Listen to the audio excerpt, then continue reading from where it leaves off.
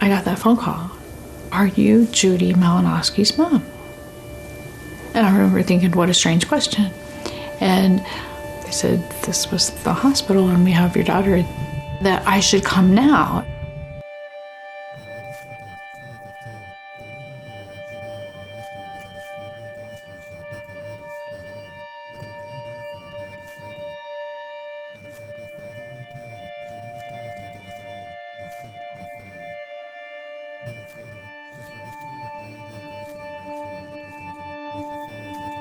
I've seen plenty of burns to her degree.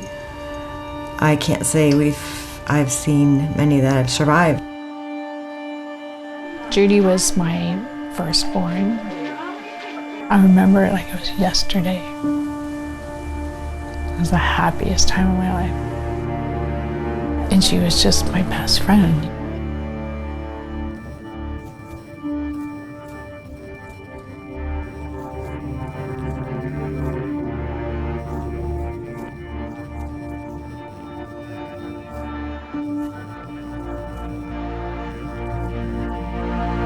I went past Michael's room. I went in there and I was like, Michael, where is Judy? I'll never forget it. He looked at me and he said, it was an accident, it was an accident. Bonnie doesn't understand why there are police officers surrounding Michael's bed.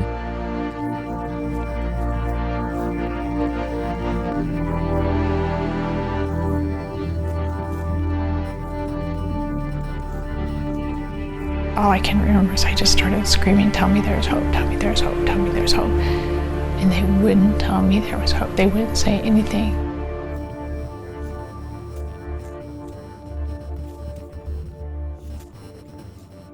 We have an equation which is based on the patient's age and percent burn. In Judy's case, she was 31 and approximately 80% burned, so that made her like 110% mortality.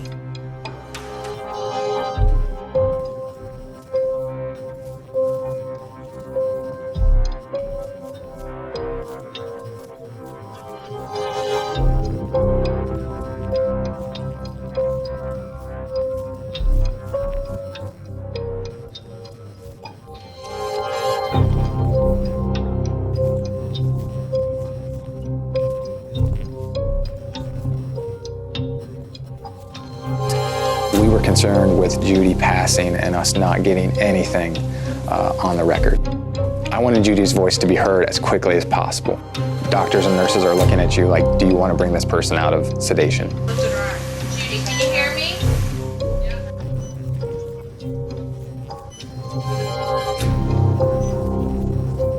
Okay, are you hurting right now? Okay, all right.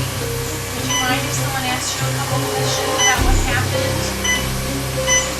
Stay calm, Jude. Stay calm, baby. I remember leaning in to talk to her. I don't even know if she can hear me. Judy, this is Detective Phil Hagan. Hannah, can you hear me? Yeah. Judy, did you spill gas on yourself? No. Did Mike spill gas on you? Yes. Yes? Okay.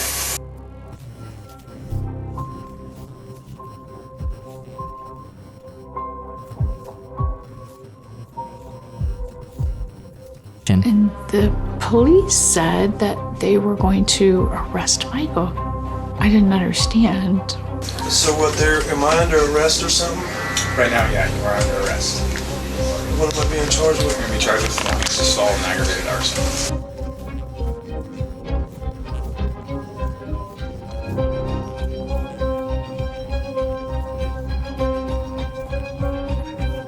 Let me just be direct with you too, Mike, okay? So we saw exactly what happened. We saw you pour gasoline over top of her head. She stumbles to the ground. You lean over and light her on fire. We saw what happened. We know what happened. That's not the way that looks. We're arguing. She threw pop on my face, and then we was going back and forth with it. And then she come in and spit in my face, and I said, "Oh, wait here. You want to ruin my stuff up?" I said, "Here, boom, I'm gonna ruin your clothes." It wasn't to start her on fire or nothing. You know what I mean? It was just to ruin her clothes. Right, yeah. So we knew right away that he had lied to us. He had made several statements about how the gasoline got on Judy. And then he developed from there. Okay, I panicked, I lied about that, I shouldn't have. But she took her sweatshirt off, and it didn't even occur to me that there would still be gas there. Here's my attorney. In this case, where I thought that there was some doubt, was to whether he knowingly caused serious physical harm. I still have trouble understanding that someone could do that to another human being.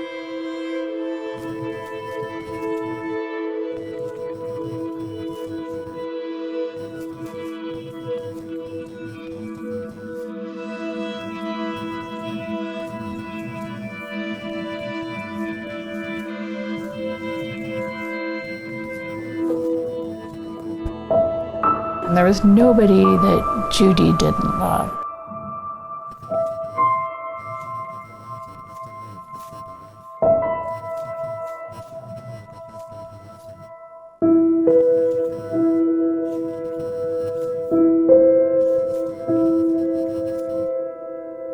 When I was a little kid, I would look at my mom, and I just want to grow up and be like her. People can just say, like, I love you, not always mean it. But for my mom, like, I always knew that she, like, actually loved me. We were playing the delay game. It sounds terrible, but we were basically waiting for Judy to die so that we could charge Mr. Slager with the homicide. And we got a call one day that she was awake.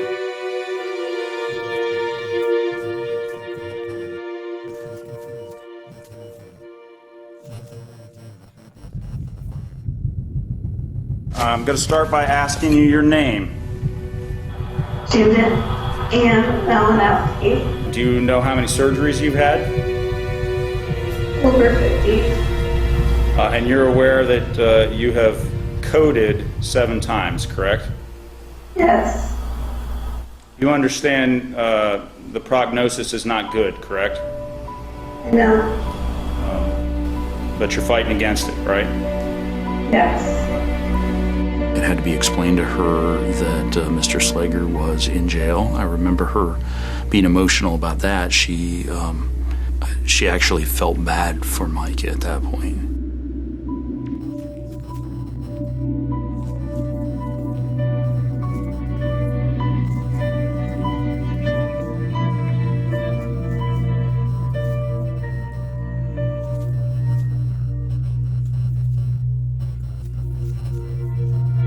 Mike sent me a message on Facebook.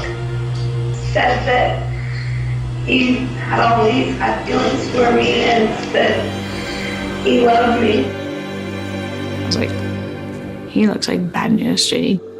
Judy said, Mom, you can't judge a book by their cover. And I thought, okay, back off, Bonnie.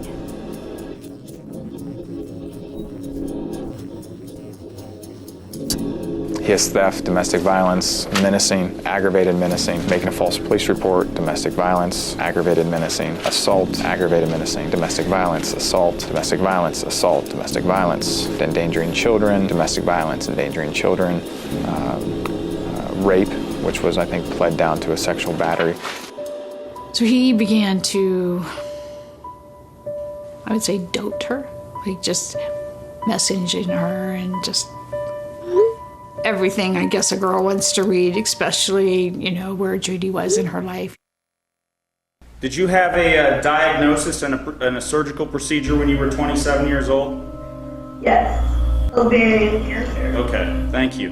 And you had some complications as a result of that surgery, correct? Yes. I was placed on very strong painkillers. I got addicted to them. And she had told me, Mom, I'm getting addicted to this pain medicine. And I said, Judy, it's fine. Just take them as the doctor prescribes them. I realized that she was a binge user.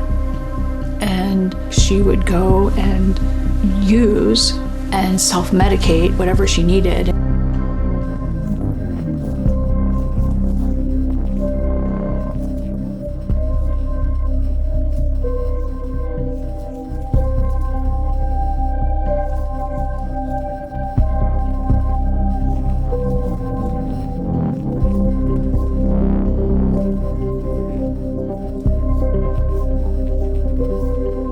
And she was going to meetings, like 3, 4, 5 meetings a week. They got her on the right track, and now she's living with the girls.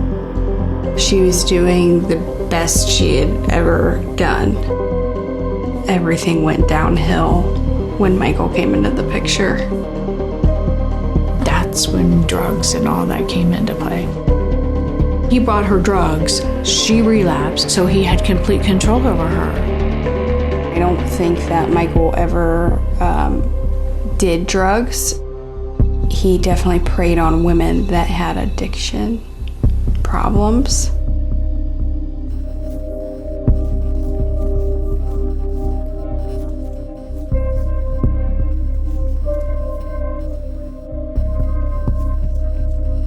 Judy had called me when he had choked her before, and I can remember her being so scared of him.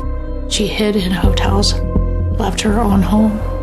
Judy calls the police multiple times over the course of the relationship, telling them that she's being abused by her boyfriend.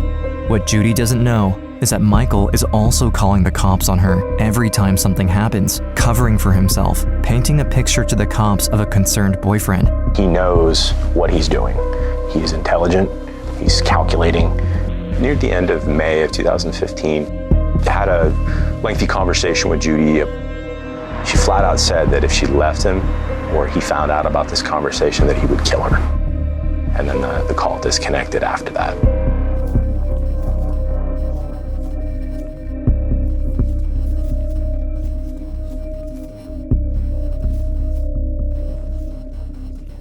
And yet, when I walked in, I definitely was like, that's not my mom.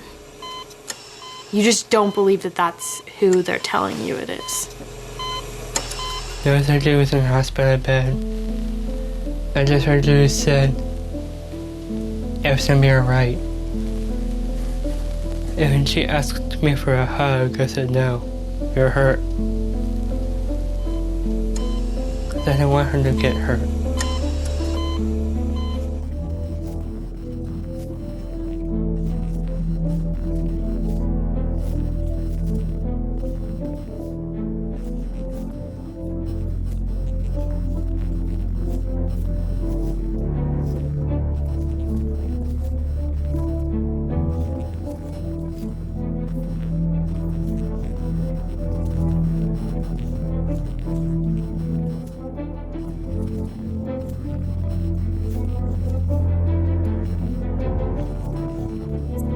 She wanted to tell her story. I think she wanted somebody to finally listen to her. this might be the only chance Judy gets of testifying. If she survives, Michael escapes the murder trial. But if she dies, Michael will be charged with murder, and her testimony will be on the record as evidence against him. But then, something happened. And your previously entered not guilty plea and pleading a no contest plea in this matter. Correct, Your Honor. Slager changed his plea from not guilty to no contest, and that way he avoided a trial, and she was not able to testify. He silenced her again. There's nothing we could do. What are you gonna do? The Gahanna woman doused with gasoline and set on fire. She will never get the chance to testify against her ex in court. And the judge sentenced him to 11 years in jail. The maximum sentence Michael could receive for dousing her in gasoline and lighting her on fire was 11 years, which is very similar to the penalty you would receive for lighting a car on fire. Judy has a life sentence, and her children have a life sentence, and with domestic violence, it's ugly, it's cruel. Mrs. Bose was correct when she said this girl has a life sentence. And you've done it, and you haven't been sorry. You've done all the things that really show what a despicable individual you are. You really do seem like one of those people that have no soul, and you need to be incarcerated. That's all I have to say. Take him out. I can't. It's not fair. It's so hard when he just isn't even remorseful for anything. I don't mean to break down. I'm sorry. I'm trying so hard to stay strong, but it's just so hard.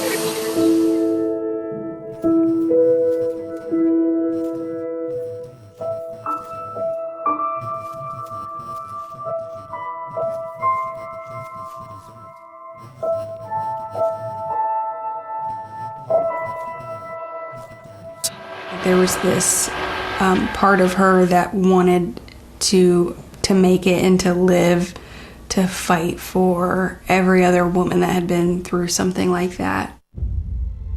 And she was willing to do whatever she needed to do to help change the law.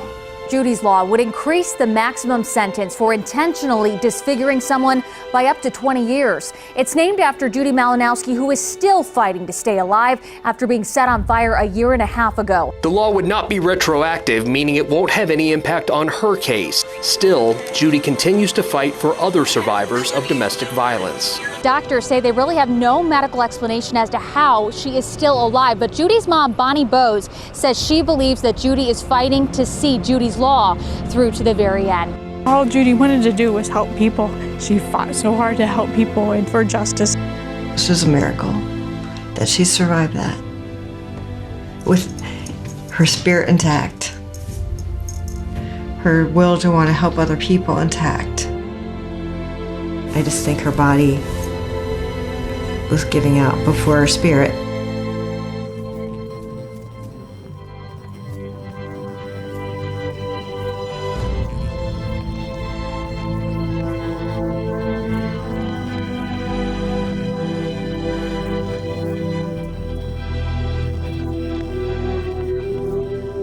Although they don't give her much time, even if God takes her, she'll always be here.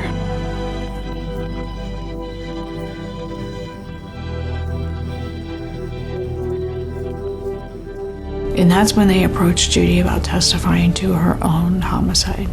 It was a long shot because it had never been done. Nobody had ever testified to their own homicide in the United States. It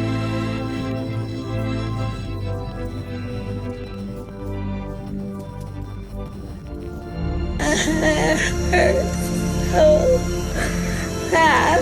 I don't want to do it.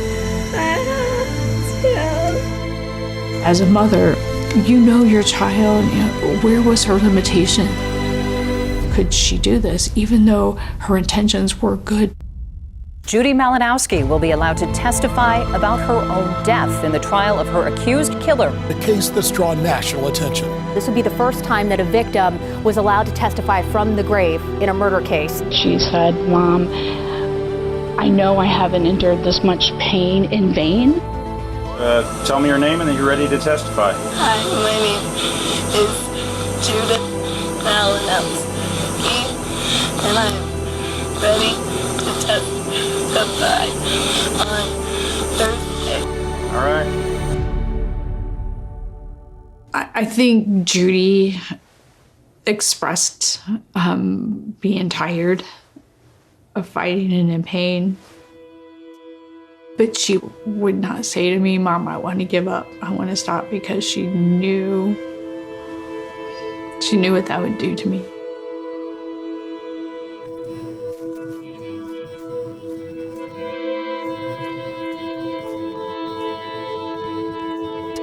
Judy Malinowski's mom, Bonnie Bose, told me in an interview Tuesday her daughter's body can't take much more. So they asked me to sign these papers, and I said, no, I will not sign these hospice papers. She said, Mom, I will. And she put an X. And I know Judy, because Judy would have normally tried to do a J, and she just put an X and handed it back. I said, okay, Judy, I'll hold your hand until Jesus takes the other.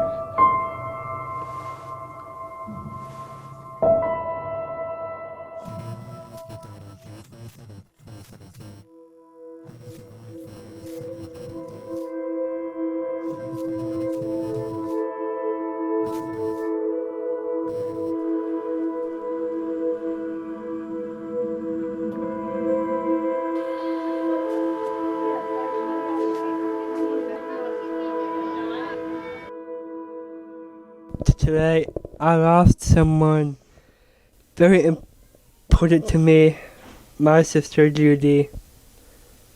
And she was my favorite sister for a very long time. Well, a new chapter in one family's long fight for justice. LA prosecutor Ron O'Brien calls this case unprecedented. Slager is now charged with 2 counts of murder and 2 counts of aggravated murder. He could get the death penalty if he is found guilty.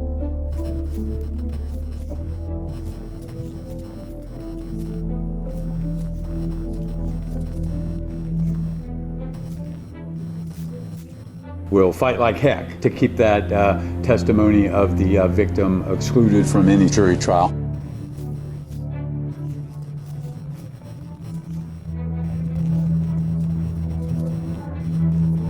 She went to her grave thinking that she did justice, and she told her story.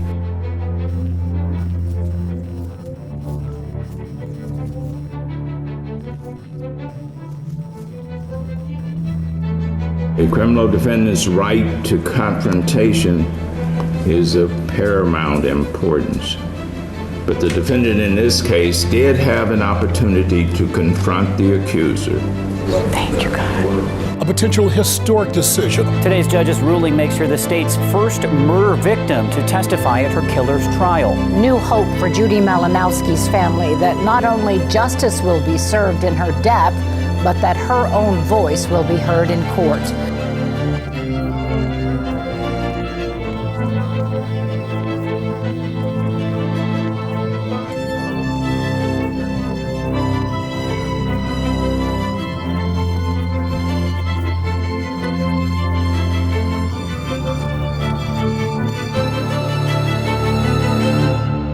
Could you please raise your right hand to the extent that you possibly can?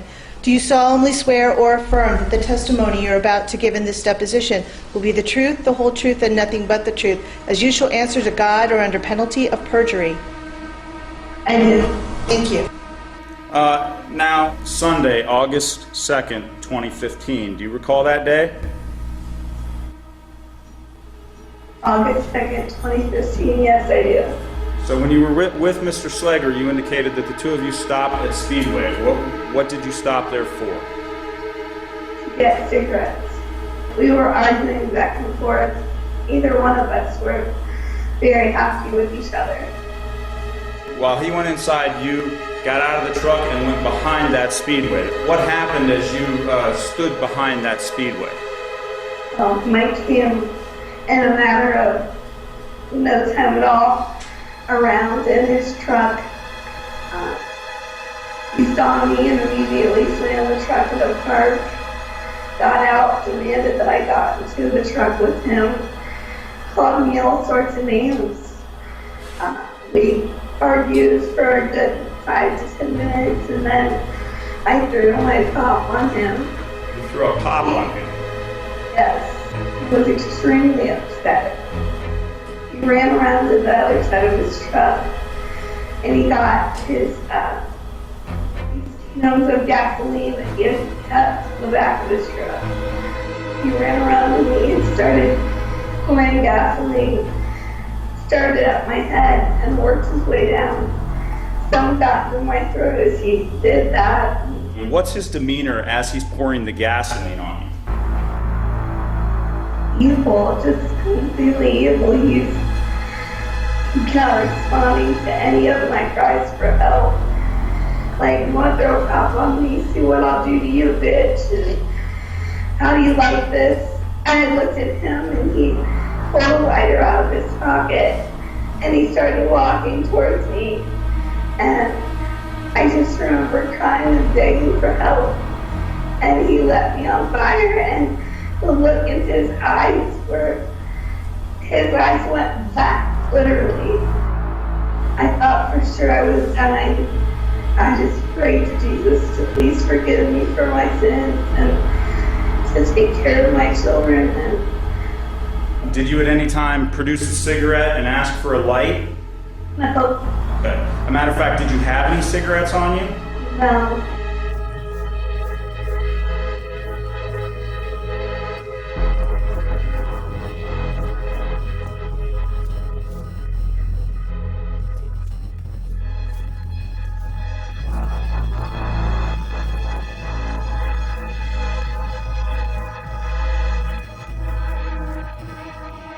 Can you tell us what you were wearing that morning of August the 2nd? I don't remember.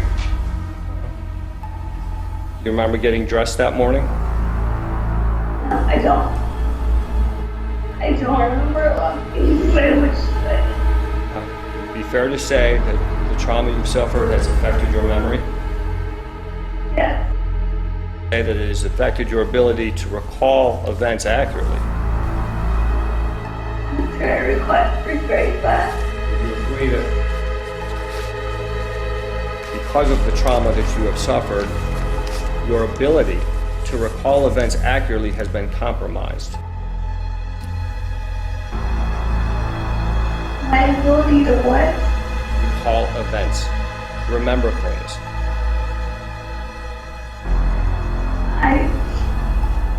I can recall the events, but the missing details of them is what's hard for me to recall. You have to understand, on August 2nd, I was set on fire, thrown on the ground, and burnt 95% of my body. I understand. I appreciate that. Man, I just remember walking out thinking, that was awful. That was horrible. I didn't want to do it. I felt bad for her from day one. I mean, I absolutely felt bad for her. 3 hours of questioning. I couldn't interrupt. I couldn't knock on the door and see if she was okay. And when I went in there, she just grabbed me as best she could. And her entire burned body just shook.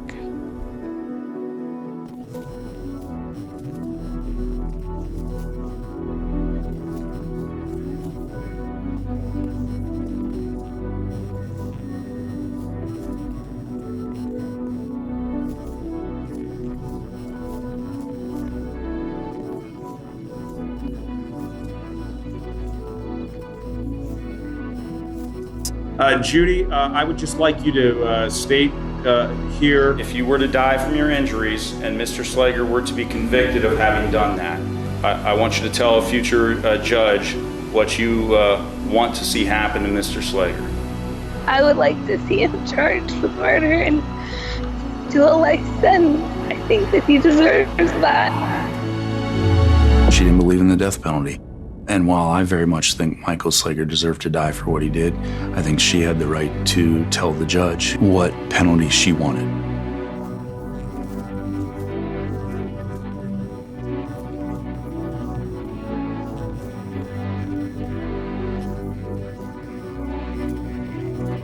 Sir, what's your plea to one count of aggravated murder without the capital specification. Guilty. You understand that it is a complete admission of guilt in this case. Yes, sir.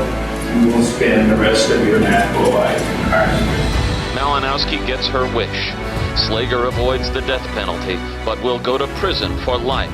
I'm so proud of her, and I know one day I'll see her.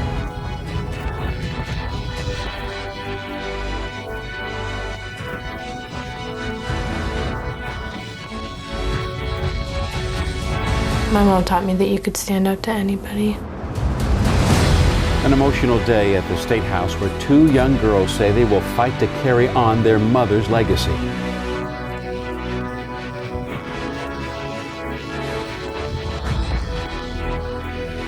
A brave young girl stood up for her mother. Caitlin Malinowski testified before a Senate committee. Hello, Mr. Chairman and Senate Committee. My name is Caitlin Malinowski. I am Judy's daughter. Please pass my mom's law, because together we can prevent this from happening to other families. If the bill passes, her memory will live on through Judy's law, We know that our mommy did not suffer in vain. extending the sentence by 6 years for cases like Judy's where an accelerant like gas is used. I think it's the first step towards what her legacy should and will be. House, prepare and proceed to vote. Well, today, every representative said yes.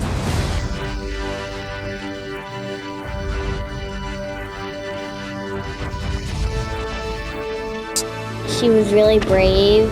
I admire her strength, and I definitely hope that that strength lives on through me.